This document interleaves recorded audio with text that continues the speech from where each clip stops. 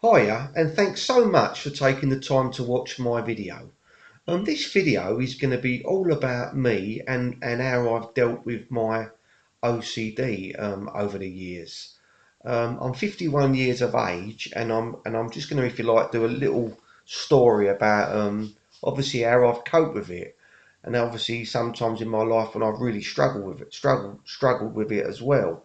Um, my OCD, my earliest memory of OCD was when I was at secondary school, and I used to go home of a lunchtime. I'm guessing I was probably about 12, something like that, and I used to go in the house, and I'd make myself a cup of tea or whatever I used to do, and anything in that house, when I used to leave the house, there was always a problem for me. Was the gas fire off? Was the toaster off? Closing the door. It was in the end. It become a well. In the end, I stopped going home. I actually stopped going home of a lunchtime. Um, Looking back on it, I wanted to go home because I love being at home. I think where I was obviously had anxiety as a kid, and obviously going home and being at home. But I used to closing that door. It used to be a nightmare, and I can even remember my dad. We had a gas fire in our back room, and I actually broke the knob off our gas fire. Obviously it was just plastic, and I actually, where I was off. You know what I mean? And I just cannot, to this day, even now, I don't worry so much about those sort of things now. But at the time when I was young, that was for me was a nightmare. You know what I mean? I used to really struggle with turning things off. And like I say, in the end, I just stopped going home. It was easier just to go to the chippy and like not have all that stress. So that was the first real amount of OCD that come into my life. And I can remember when I was young, worrying about everything. I think it then progressed to the age of about 16, 17. I went through the compulsions of hand washing, which I know a lot of people with OCD do. That was also, I still then also had obviously the worrying about turning things off. And it's so difficult to, if you like, even like me now, I still look back on it and I still think, why? Because I'm an educated guy. I mean, how can something, if you like, daunt you so much? And this really, looking back on it, was a milder form of OCD because I think I was young. I was living at home. I had the security of my parents. I love my parents dearly, and obviously my mum and dad supported me. Um, I just cannot understand why it hit me like it did. The only thing I will mention, and I've been watching other videos on this, and it's obviously something that is the case in other people's families, and that is my mum's mum. In other words, my nan that I never knew. Apparently, she suffered a lot with mental health all her life. So, I don't know. Is it hereditary? Is it something that you just almost get handed down? I really don't know. I mean, I've got two elder brothers who are both, from what I know, don't suffer with OCD in any shape or form. I just, what. I mean, I'm glad they haven't, but why? Why it would have hit me? I was the last child of three boys. I'm the youngest, so I really don't know. You know what I mean? Moving on in my life, after that, um I was at college and thinking about it from when I left school to from like the age of about 17 to 22. I was working full time up London. I'd done architecture. I was working full time up London doing working for an architectural practice. So I was working 4 days, and I was also doing one day a week at college and 2 evenings a week at college, and this went on for 5 years. And thinking back on it, that was when my OCD was the least. So there's got to be a little clue there. I'm guessing that obviously during that time I was so occupied that perhaps you haven't got time to worry about these things that I was worrying about. But that was what happened.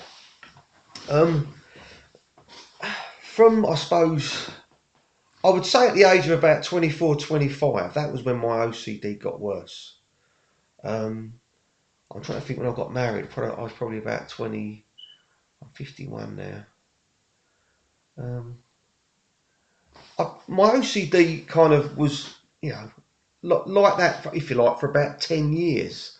But when I can really look back and think my OCD did get a lot worse, and that was when was when I got married and my daughter was born. Um, then my OCD, my worries, shifted to more worries about my family. Yeah, my OCD started, he's the gas off, he's the boiler switched off, he's the anything in the house, appliances, is have I turned if the iron was on, or my wife would use the straighteners, are they off? And even now, if I go out the house now and I know no one's in the house, I can I can turn things off pretty easily. But if I go out and I know my son's upstairs in his room, then I'll be worrying, is the boiler on? I've got a carbon monoxide test thing, but I'll be thinking, have I turned the boiler off? I'll be in the kitchen, is the gas off? So all these things are stemming from your fears of I think for me anyway, people that I love dearly, something happening to them. Because obviously, if you're like family like I am, I'm very family orientated. These things are of most importance to me. So there's a reason why you're worrying the way you are. You know what I mean? The anxiety that you're feeling. The whole idea of feeling the anxiety is good, because the idea of you having these concerns and these anxieties are to protect yourself and your family. The trouble with people who've got OCD is that you're allowing this anxiety to really grab hold of you, and that's what it does to me. It does it to me all the time. Yeah, I'm going through a bit of it now. I'm going up to Christmas. I've got things on my plate I'm worrying about, and it does. If you're a little bit low, it can grab hold of you. Yeah. But moving on, my OCD, probably from the age of about 30 to my present day, has been up and down. It's been up and down. One thing I do know, in the summer, when I'm busy and I'm working, I'm always better. I'm out and about, the sun's shining, and you've got all these, you're obviously earning good money and everything's going your way. And in the winter, like now, a downtime. My job it just goes to the wall, because I'm involved in going out doing marketing and things like that, and I just cannot get out to work. So the alternative is you're sitting at home, and then you start panicking because obviously you've got to earn money if you're self-employed. It's ironic because I actually went for an interview the other day, because I've decided that rather than sitting at home and, if you like, worrying for the next couple of months while the weather's bad, I actually went for an interview the other day for it's just a job in a warehouse. I mean, I'm way, if you like, over educated for it, if you like. But I thought, you know what, I'll go and do it. It's better than sitting at home. Do you know what I mean? Better than sitting at home panicking. And I actually had a phone call this morning to tell me that I've got to go to my induction tomorrow. So today's Monday. I've got to go there tomorrow, which is Tuesday. So I've got a 4 hour induction, which apparently I'm going to be paid for. And then, assuming I can, you know, do what I've got to do, which apparently is just moving things around in a warehouse. I think I'll start the next day. But I'm actually looking forward to it, because even though I know, if you like, it won't be um, mentally challenging, if you like, it's something to do. And I think if you've got OCD and you're allowing yourself to be unoccupied, and you're thinking you're going to get better by doing nothing, I can tell you you're not. You know what I mean? You ain't got to be a psychiatrist. You know, I've got no medical degrees or anything like that in medicine. Yeah, all my qualifications are in architecture. I've done a lot of studying for it, and I do know a lot about it, but I don't know anything really. You know, all I know is about OCD and about how it affects me, and I know what's made me well, and I know what's made me feel unwell, and the easiest way to do this, the easiest way to do this, because really I've ended if you like, the subject of my life and how I've been up and down, because I have. That's how I've been up and down ever since. Yeah. So I'm just talking generally now about how I know what's made me better. It's occupation. It's as simple as that. It could be painting your son's bedroom. It could be cleaning your. It could be washing up. It could be a simple thing.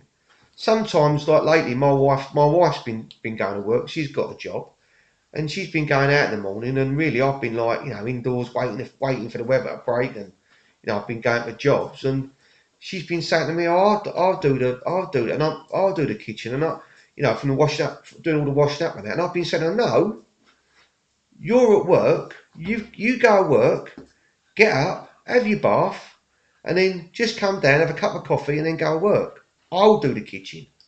And I've been going out there, literally while I've been off, doing the kitchen, washing up, keeping the worktops clean, and it's a simple thing to do, but you don't realise that while you're doing that, it's triggering. I don't know what it's doing, but it's definitely it's definitely obviously helping your own life. It's obviously helping your relationship. It's helping, it's making your house nicer, which makes you feel better, and all these different things will help you.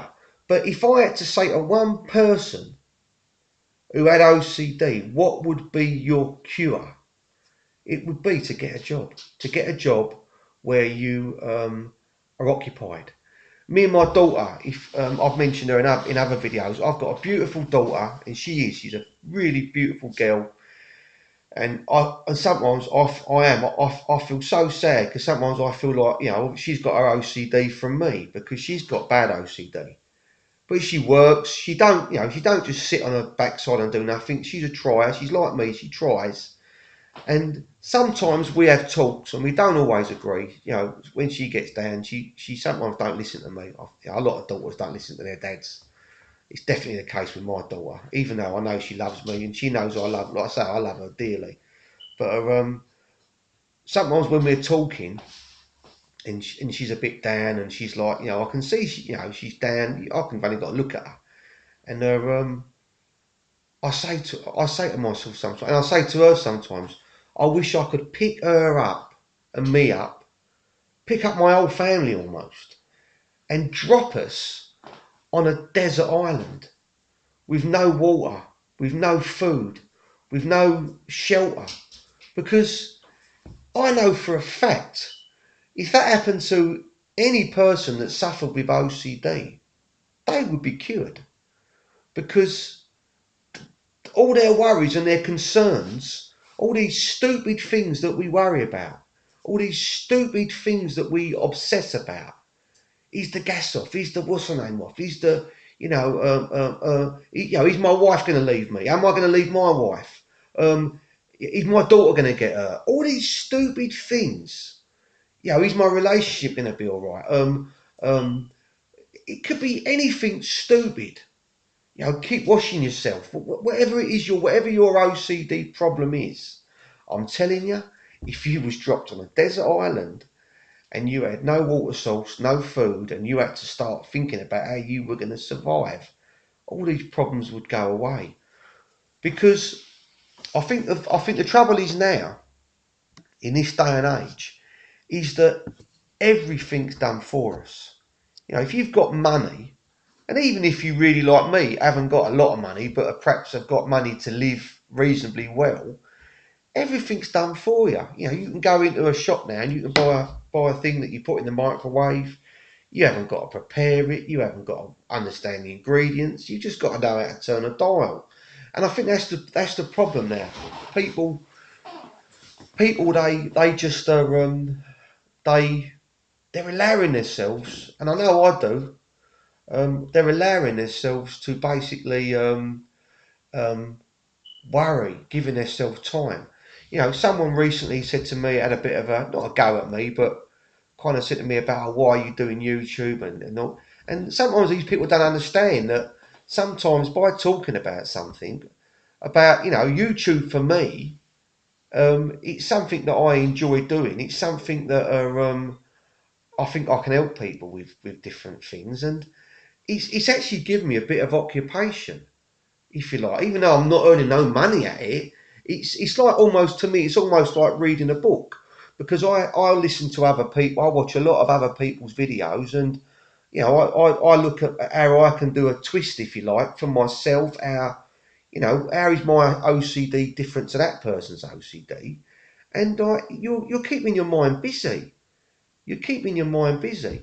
I just want to very quickly, I should have done this at the start, but if you have got OCD, I'd like you to comment and tell me what sort of OCD you've got, and if you do need any help. Like I say, I'm not a doctor or anything like that, but I might be able to suggest something that I've done in the past that has helped me. But generally speaking, if I had to give advice to anybody about OCD, it's don't allow your mind to wander. Don't allow your mind to wander for a second. You know, put the radio on. You know, I remember years ago, I see a lady. I mentioned her in another video. A nice lady. She was like a counsellor, and she said to me, because I kept thinking that there was something major wrong with me. Actually, you know, like, am I like, you know, um, um, like weak or whatever, like. And she said to me, she said to me, you're far from weak. She said, actually, she said, if you look back through history, there's a lot of people, clever people, who have got OCD, right? The reason you are the way you are is because you've got an overactive mind, yeah. And what we've got to do to try and cure ourselves from it is to try and put that activity, those things in your mind that are, you know, needing attention, is to try and divert that into something else. Um, like I say, doing things. You know, I can be sitting there. I was sitting there. What was it, last night? Because I ain't got a lot. I'm actually starting work tomorrow, and I've got this course tomorrow. But where I've been staying up late, I've been sitting there watching Netflix. I'm sitting there watching The Punisher. I was sitting there the other night watching Riverdale. I was sitting there watching. You know, it's all a load of. You know, really, it's just what I call easy watching TV. Um, but you know what? When I'm watching that telly, there's nothing there. It's almost like someone's put a sponge and has took it all away. Right? So that tells you what your cure is. It's occupation. If someone said to me, can you give me three things that are going to help me overcome my OCD? I would say to them, I've got three things: be occupied, and be occupied. That's it. Because that is the only thing for me that's worked. I say that medication. A lot of people are skeptical about taking medication, but I was just watching a lady earlier, and she was talking about how she takes medication, and ironically, she takes the same medication as I do. She takes citalopram, and it helps her, and I know that helps me. And you've got to remember that there's always going to be people. I know in my life, I've had people say to me sometimes, "Oh, you know, you just got to, you know, just got to forget about it. You know, you're being stupid." These people, they are ignorant. They are so. I get infuriated by it because I feel like screaming at them and saying to them, "If you broke your leg, If you'd come, gone and been in a car accident and broken your leg, would you just forget about it? No, they wouldn't. Who would they go and see? Would they go and see a doctor? Would they go and have pins and needles and everything put in their leg? Would they be put in plaster? Would they be put off work? OCD's no different. The only trouble, I get a bit annoyed about it because I get so frustrated when I hear these people who make light of it. It really bugs me, and they're because they don't know, they haven't got a cure. I'm going to do a video soon about what to say to these people, but very briefly, what I'm going to say to them is think about your worst day in your life. Think about something in your life that's a tragic event. Think about what that was. It could be something. There's obviously everyone's got something in their life that is they've had a tragic event. Yeah, and think about how they felt at that time. Think about their level of anxiety that they felt at that time. Think about their lack of ability to control, because that's what it's all about. It's the fear of being out of control. Yeah, because if they say to them, if you say to them, well, have you thought about how you felt at that time, and they say yes, you say to them, well, that's how I feel most of the time. That's how I actually feel most of the time. Yeah, when I'm unoccupied, because that is me. That is me. Right? If I'm left indoors sometimes and I'm not doing anything and I go into one, that's my worst time. So what I've learnt now is not to do that. It's why I've actually started. It's why I've actually started doing YouTube, because something I enjoy doing, and it's something that who knows, it's something I enjoy doing, and I just thought I'd do it. But there's so many things in your life that will affect your mind. But unoccupation, that's for me, that was the biggest one. Sometimes I'm feeling it now as I'm actually making this video. You can probably see by my face, I feel tired, and I do feel a little bit anxious. And I know what it is. I'm thinking about this job tomorrow. I know I'm going to be able to do it because it's literally not a difficult job to do. But it's still obviously the uncertainty of it always causing me a bit of anxiety. But with a job, when you're actually doing it, you're not giving yourself time to worry. It's like last year I was doing removals. I had a big Luton van and I was going out doing removals. I think one day I moved 3 people. I literally started at 9 o'clock in the morning and I didn't finish till midnight one night. I was still the other side of the Dartford Tunnel at 20 to 8 one night, loading a bloke's furniture on my van to bring it back to Clacton-on-Sea. I didn't get home till 12. I was still unloading. Actually, I was still unloading round the geezer's house at midnight. Right? Do you think I had OCD that day? No. I couldn't that day. All I was thinking about was where I had to be, and then where I had to be again, and then where I had to be again at 6 o'clock. Because I told the geezer I was going to be there at 6. Didn't get there till 7:30 because I got stuck the other side of the Dartford Tunnel. Your brain is being thrown information, and you cannot absorb all this crap if you're having to absorb information of things that you've got to do now, and that's all your mind's doing to you. Your OCD, your I don't want to say dwell, because sometimes I say it to my daughter and we row about it. I say to her, "You're dwelling on it," and she says to me, "Oh, when we row about it." But that's really what it is.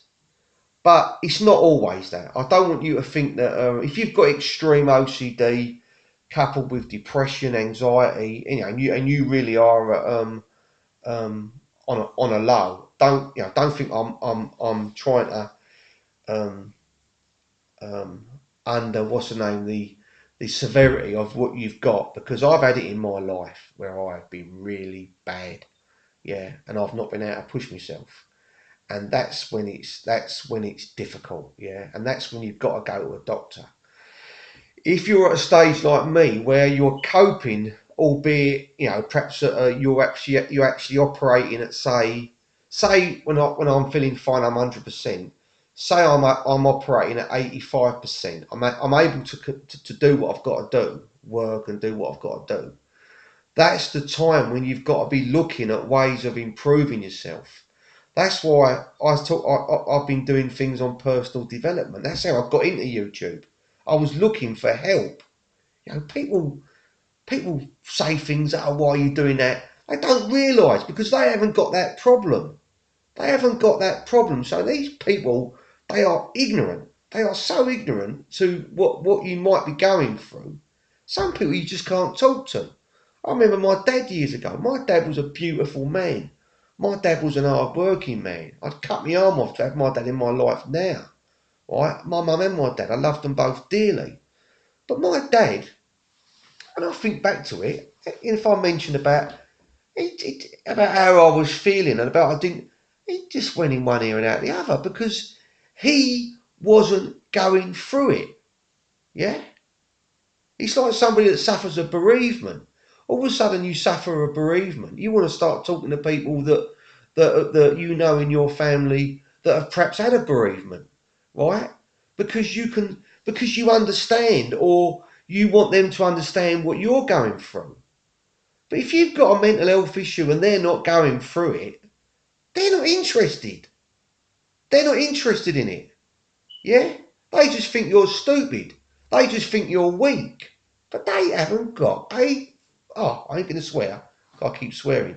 They haven't got a clue. Right?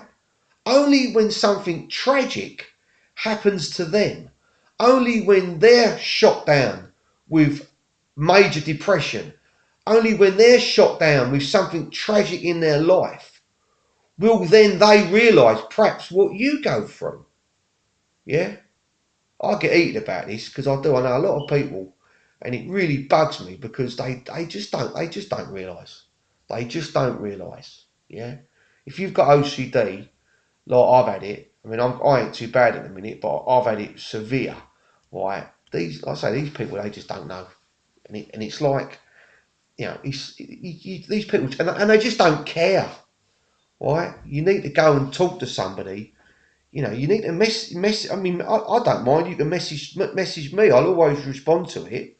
Yeah, if I think I can, I can tell you. I can, if you like, give a bit of advice as to what I would do if I was in your situation. I will always message you back. But you really, if your OCD is severe, you've really got to go and see a GP.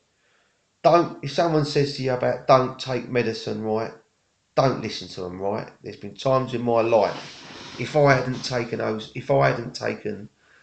medication for my OCD, um, you know, I might never have recovered from it.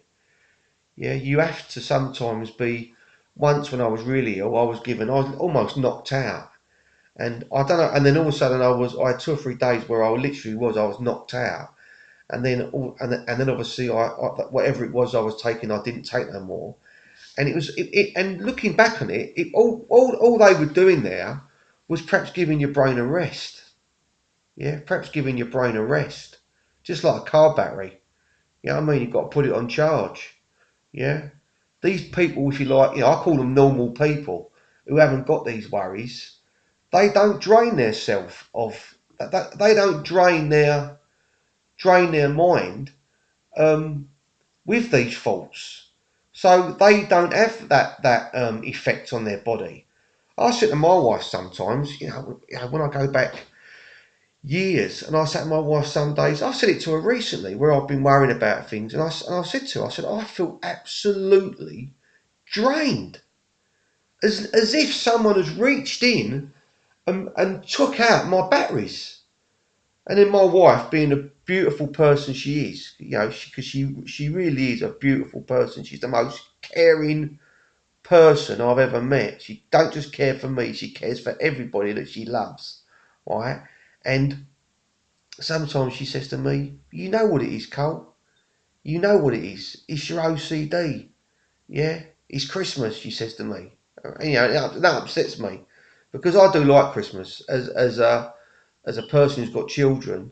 But I know what she means. She says it's Christmas, the weather, the rain, it just brings you down. You work, you're not working like you normally do, and it all brings you down. So, what I'm going to do next year is when I'm not feeling, if you like, low, I'm actually going to prepare, prepare for Christmas. And it weird that I should even be saying that, but that's the truth. Christmas for me is not always a good time, even though I love my family. I love my family dearly. There's nothing more important to me than my family, my immediate family, and even some of my family that I don't see. I will see much of. I love them dearly. So for me to, if you like, almost when it comes to Christmas, start panicking, if you like, almost because I'm worrying about how I'm going to cope with it. It does. Even that in itself, it upsets me, and it's almost like it's a self-fulfilling prophecy. If you've got OCD, you'll know what I'm talking about. Sometimes it's the anticipation of a situation, the worry that you're going to be able to deal with a certain situation